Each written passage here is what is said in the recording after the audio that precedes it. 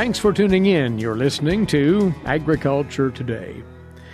Opening up this edition, for you grain sorghum producers, it is time to put your weed control program into effect with pre-emergence treatments as they're needed, and then thinking it on through post-emergence as well. And with some thoughts toward that end, now we talk with Curt Thompson, weed management specialist with K-State Research and Extension. Now, Curt, we're quite a ways from sorghum planting time in Kansas, so why talk about this early? Well, because grain sorghum is planted a little later into the late spring season, it leaves a larger window open for weed emergence or winter annual seed to develop. And we really want to prevent the winter annuals from producing seed, and we've got to get an upper hand on some of these spring annuals that can emerge and create some real problems for us, even in the burn down process ahead of planting sorghum. So, yeah, there's some things that we need to consider. And because it's been, up until recently, relatively cool, there's still time to get on top of a number of these weeds before they get out of hand, right? Absolutely. Our winter annuals may only be just flowering, so get those controlled. Once you start to see flowers, it isn't going to be long, and there will be some seed developed.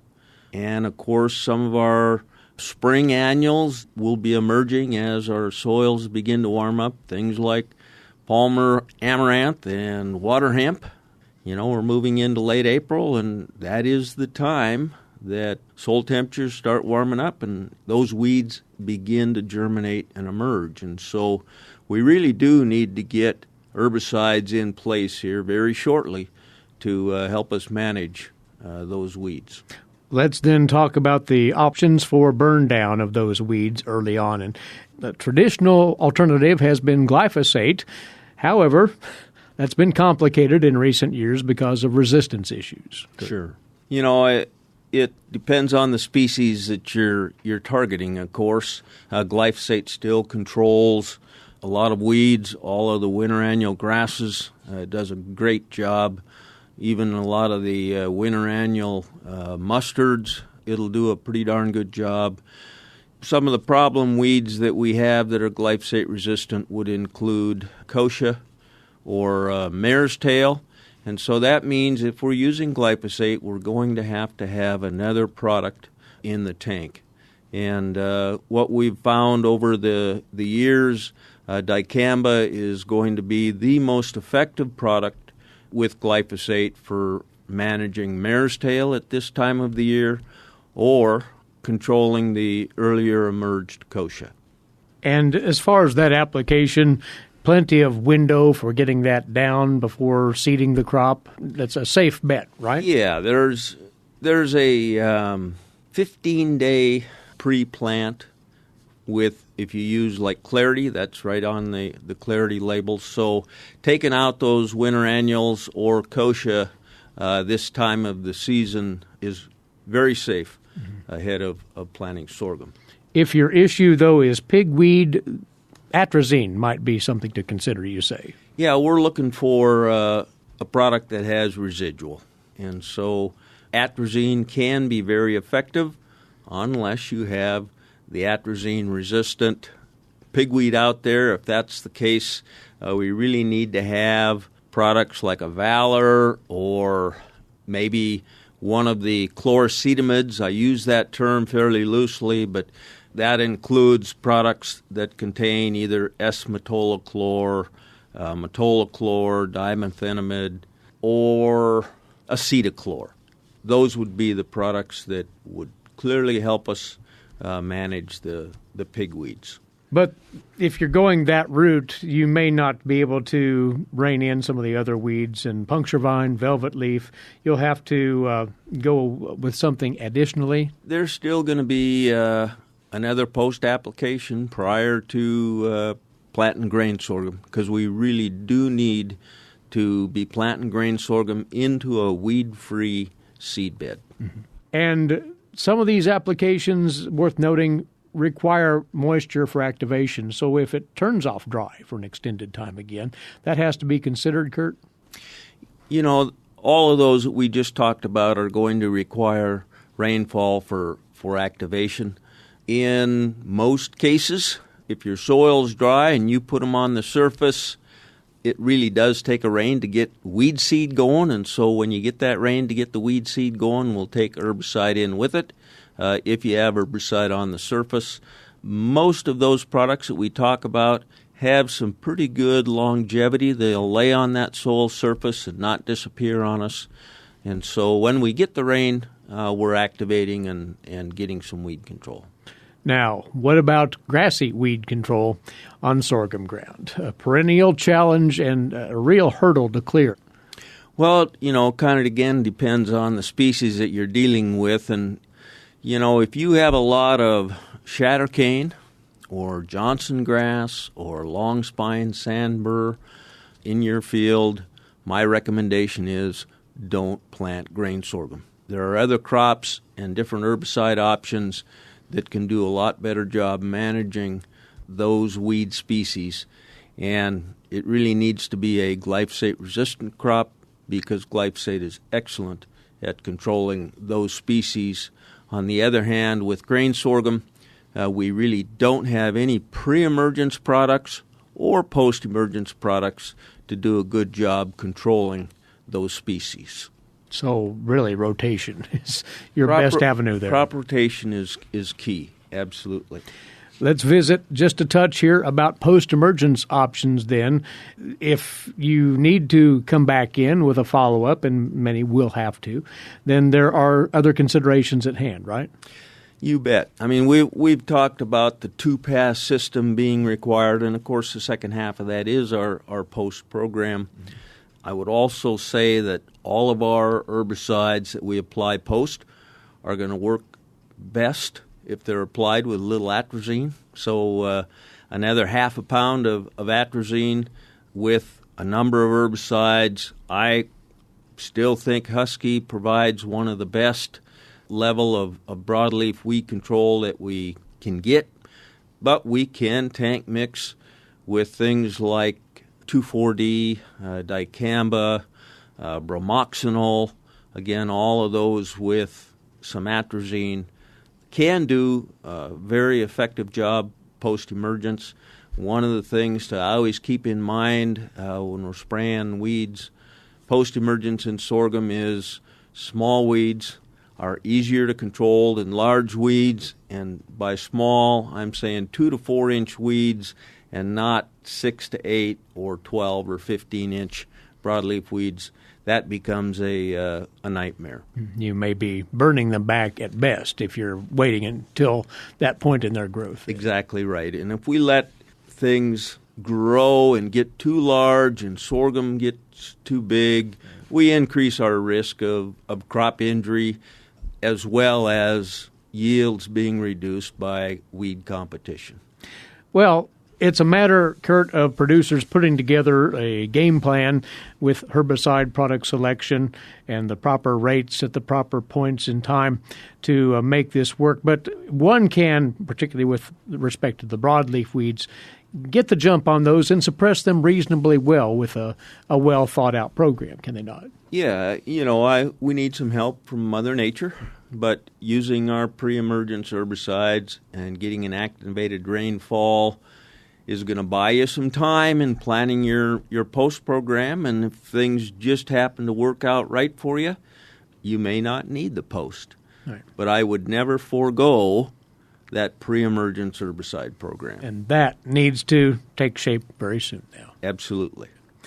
Of course, the reference of choice in putting together your herbicide program against these broadleaf weeds, largely, in our grain sorghum production, is that chemical weed control guide from K-State. It lists all the product performance ratings and the rates to go by, so forth, in full detail. You can access that online at agronomy.ksu.edu or inquire through your local extension office. Curt, we appreciate the timely word, and we'll have you back soon. Thank you. Always a pleasure to be here, Eric. Weed control strategies in grain sorghum with our guest, Curt Thompson. weed management specialist, K-State Research and Extension. And by the way, there is a good write-up on this very topic in the Agronomy E-Update newsletter for your review, producers, dated April the 13th, that also at agronomy.ksu.edu. Well, in the spirit of promoting farmers learning from other farmers, our next guest is about to oversee a survey of wheat growers in Kansas to discover trends in wheat management and how that translates into wheat productivity from farm to farm. We'll hear more about that effort and how to take part in it next here on the K-State Radio Network. You're tuned to Agriculture Today.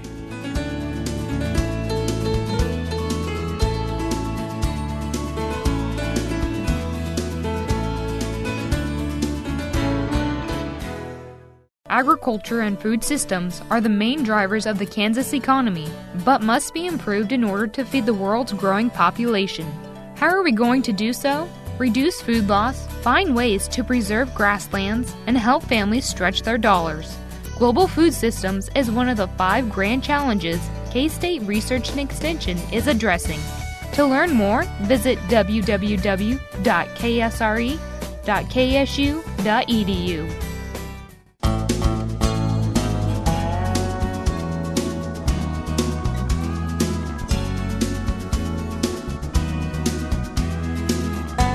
Welcome back. You're tuned in to Agriculture Today. Attention, wheat producers out in the state of Kansas. There is an initiative just about to be launched out of the Department of Agronomy at Kansas State University and its wheat production group.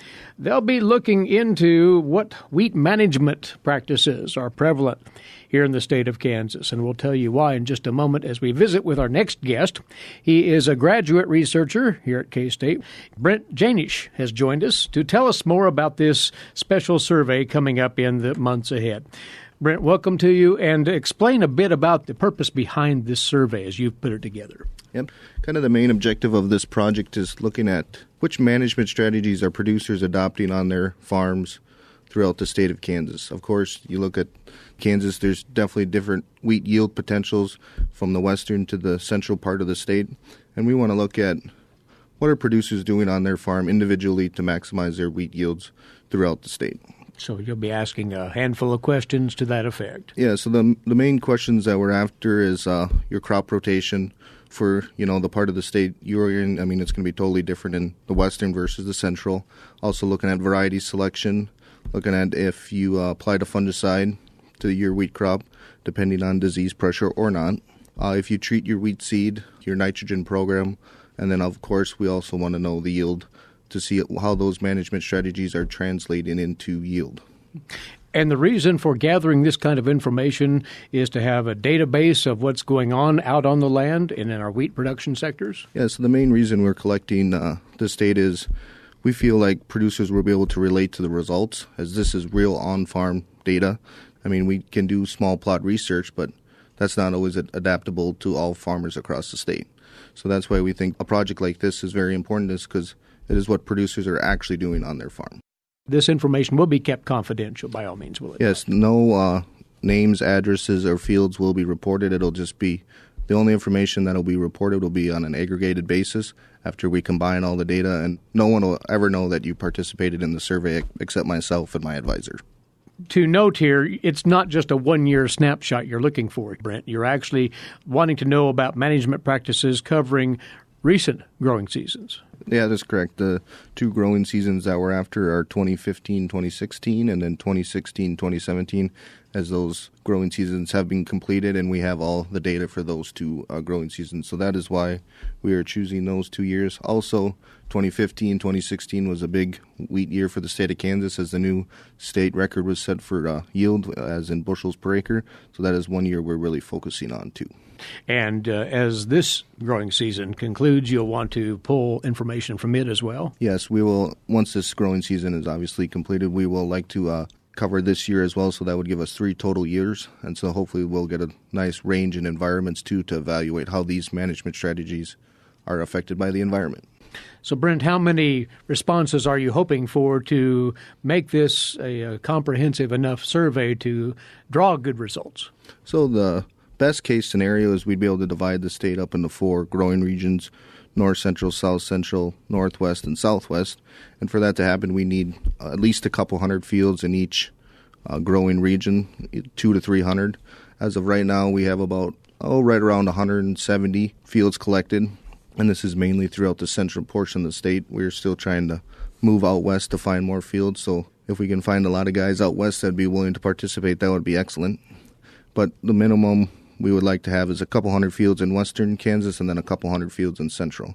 But the more fields we get, the more defined area we can really hone in on what is going on in that region. And you're talking in terms of numbers of fields as opposed to numbers of producers. Yes. In other words, you might accept information from a single producer on 3, 4, or more of their fields. Yeah, that is correct. One producer could give us 4 fields, and that would be excellent. So we just want a large variability across management practices to really understand what is going on. So, Brent, how will the survey actually be carried out? What will be the mechanism? So we can accomplish the survey one of 3 ways. We can either do it over the phone, in person, or we can do it via email, whichever is easiest for the producers. And also, since this project is funded through the Kansas Wheat Commission, it is on their website as well. So it's handy. It's very handy, yes. And it can happen anytime over the next several months? Yeah, so we would like to have it completing, kind of late summer into early fall. So we've got a lot of time to conduct this research. And then if we don't get enough fields this year, we would also carry this into next spring of 2019 as well. So we have a lot of time, and I'm available. This is one of my research projects. How important is it for producers to be part of this as you view it? Personally, I grew up on a small family farm as well, and I think it's very easy to kind of get lost in all the research that goes on. And so a project like this is very on-farm. It's what we are doing on our field. This is actually what is happening on our field. So, if I was a producer sitting there listening to, reading this report or listening to someone present this research, this is something I could adapt on my farm right away. If it's seeding rate, it doesn't take much to adjust my seeding rate, as this is what my neighbors are doing, or other fellow producers throughout the state. This will establish benchmarks that producers participating or not participating can lean on and get a handle of what's going on out in other places. That is correct, yes. Yeah. Once more, if you go to the Kansas Wheat Commission website, you can see the survey directly. That's at kswheat.com, and you can follow the links there that'll take you to that survey. Or they can contact you, Brent, directly. Yeah, so my phone number is 785-370-1273, and also my email address is bjaenisch, that is BJAENISCH, and then the number 5 at ksu.edu. Wish you the best with this, for what you come up with ought to be of great interest and very revealing about how we produce wheat modern day here in the state of Kansas. And hopefully we'll have you back afterward and to go over some of those highlights from your findings. Yep, and I hope to see you guys out this spring here out in the field. I'll be traveling the state for most of the summer, so I hope to see you around. Brent, good luck once again with this. Thank you for coming over. Previewing what he will be conducting here over the next coming months, a Kansas Wheat Management Survey, K-State, and the Kansas Wheat Commission co-sponsoring this on behalf of the Wheat Production Group here at the university. Brent Jaenisch is a graduate researcher in the Department of Agronomy and overseeing this work. Again, you can contact Brent directly 2 ways: by phone, 785-370-1273, or by email, bjaenisch5@ksu.edu. Check out what this survey is all about, and as the material becomes available to you, producers, be sure to support this effort with your participation. And speaking of participation, we'd like to remind you as well that K-State Research and Extension will be holding the 2018 Wheat In-Depth Diagnostic School. That is set for May the 9th and the 10th. That's a Wednesday and Thursday at K-State's Southwest Research and Extension Center just outside of Garden City. This in-depth school features K-State Research and Extension expertise on cutting-edge breakthroughs in wheat production. Among them, K-State Wheat Production Specialist Romulo Lolato. So this is a program that K-State used to put every 2 years, and now we're doing it in a yearly basis. And really the idea there is to really do an in-depth wheat school where we're going to discuss several things from wheat growth and development. This year, I'm sure we're going to talk a lot about diagnosing freeze damage to wheat. We go over best management practices. We go over weed control, weed ID. And this year we're innovating as well. We're having a couple of farmer panels, I believe one on wheat and one on canola as well. So our Southwest area agronomist, A.J. Foster, he's the one who is taking the lead in organizing it this year.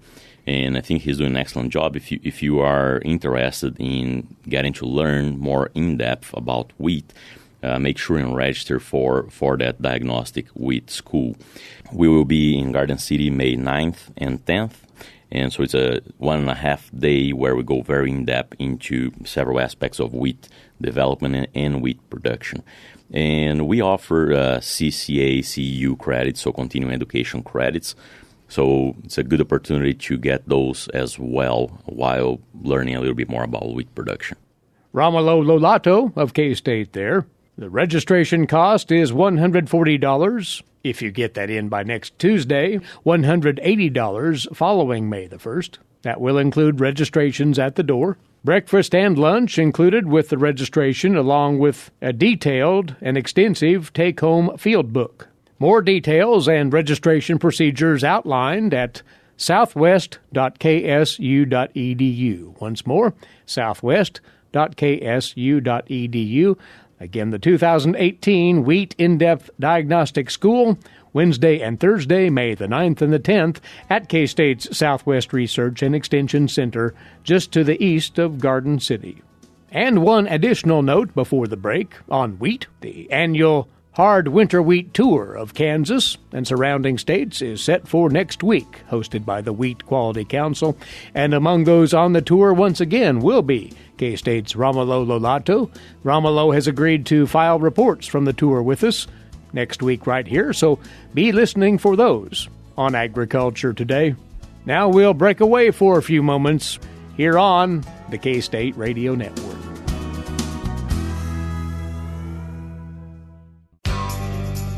Did you know every Kansas farmer feeds 128 plus people? Kansas farmers are hard workers, dependable, authentic, and sensitive. Not only do farmers put food on your table, but they put clothes on your back and fuel in your car. For more information about Kansas farmers, visit K-State Research and Extension online or stop by your local Extension office. This message has been brought to you by the K-State Animal Sciences Leadership Academy participants.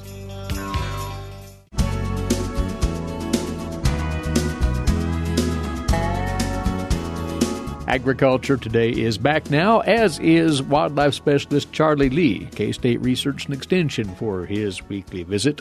And this time, Charlie, talking up crappie fishing in Kansas. We're nearing that time, not quite there, but it won't be too long before our anglers can go after this very popular fish. Well, like most fishermen, I enjoy finding and catching fish, but some of them more than others. Crappie is one of those that I really enjoy catching, and it may be the most universal fish that's sought after here in the United States. There can be caught year-round, but this early season, often the pre-spawn and spawning season, it's centered around their shallow water feeding and spawning, makes them a very popular fish that sometimes is quite easy to capture from folks either in a boat or from the bank. But the key to that is learning how to locate where those fish are. It's not difficult to catch crappie. Sometimes it's difficult to find crappie. And that's why it pays to know a bit about their tendencies and their habitat. Pointing out, first of all, there are two types of crappie primarily, right? Yes, we have black crappie and white crappie. The easiest way to differentiate between the two is the black crappie has 7 or 8 spines at the front of the dorsal fin. They're more often found in clear water. The white crappie has just 6 spines. They're also paler in coloration and are often found in more discolored waters than the black crappie. Both species are short-lived. Most are going to live less than 6 years of age, and they're both in the sunfish family. But it is very important to understand some of their behavior so that it makes it easier to capture these fish. And as a matter of fact, there was a study recently conducted in the state of Kentucky that looked at crappie behavior and movement. Now, fisheries biologist Ryan Oster of Kentucky Department of Fish and Wildlife Resources led a research team that tracked both black and white crappie on reservoirs in Kentucky. It was done on Kentucky Lake, which is a very massive reservoir in the Tennessee River that has a lot of acclaim for its crappie fishing. This study was kind of unique in that it compared the habitat use and the behavior of both white and black crappie that were in a single body of water. During the pre-spawn, both white and black crappie were most frequently found on the flats that are adjacent to the primary and secondary channels, and that's often where Kansas anglers will find them as well. The two species occupied similar habitats, although the white crappie were more often found on the deep flats, which would be 10 feet in depth or greater, than the black crappie. The river channels, both the shallow ones and the deeper river channels, were the second most utilized habitat for the white crappie and the black crappie. The flooded shoreline brush and rocky banks didn't attract either species during that pre-spawn period. And I think many people that are fishing in our reservoirs along rocky points realize that pre-spawn, it's difficult to catch crappie because they're usually a little further away from the bank. However, during the spawn period, both crappie species moved from the deeper water to the flats that were less than 8 feet deep. So I think that's the time of year that we find black and white crappie along the rocky banks, which is a classic spawning location here in Kansas on some reservoirs, but it rarely attracts crappie except during the spawn. So you couple that background from that study with what is known about the physiological traits of crappie. That can aid in helping find them as well. The eyes of crappie are the largest for their body size of all of the freshwater fish, so that suggests how important vision is to both crappie species. Crappie like to inspect objects very closely, and you can kind of let that guide your fishing. Oftentimes they'll detect something from several feet away, but may use a different sense in order to come up and look at it for a closer look. So you probably don't need to be moving your bait very quickly, because likely that's moving out of the crappie's range a little too fast. If the crappie and your jig are motionless, jigging along or moving slowly vertically, if it's the right size and appealing shape, that's when crappie are going to attack your jig or your bait. They approach the target from slightly below. So again, you want to try to put your bait and jig just slightly above the fish because they're going to come up to attack your bait. So most of the time you can do that with a properly rigged bobber or cork so that your bait presentation is slightly above where the crappie are holding. When it comes to selecting bait, either artificial or live, does color make a difference? That's often discussed. Well, it can make a difference, but remember most of that color vision is lost at depths over about 10 feet. If the water is murkier than that, it's lost much sooner than that. The last color that remains visible is the color that generally matches the general watercolor of the lake. So oftentimes that darker color seems to work a little bit better when the fish are a little bit deeper, and the lighter colors when the fish are up a little bit higher in the water column. So folks should be watching lake temperatures and other indicators to suggest when the crappie might be running? Well, it's always important to pay close attention to water temperatures. Currently, the water temperatures are probably a little bit too cold, in the low 50s. When it gets up there in 59 to 61 or 2, that seems to be a much more likely water temperature for crappie to be up closer, have moved from pre-spawn to spawning stage. And that's the time that they're most readily accessible when you're fishing from the bank. And once again, when you get into them, they're a tremendous fishing experience. That is, fishing for crappie in Kansas. Charlie, thanks for the background on this popular game fish. He's a wildlife specialist, K-State Research and Extension, Charlie Lee. And we close out this Tuesday edition reminding you that if you'd like to listen to a podcast version of this broadcast, go to agtoday.net, or you can use your podcast app on your mobile device, type in Agriculture Today, Kansas, tap the subscribe button, and brand new episodes of this program will automatically arrive on your device every weekday. agtoday.net. In the meantime, thanks for listening in right here today. Eric Atkinson here for Agriculture Today over the K-State Radio Network.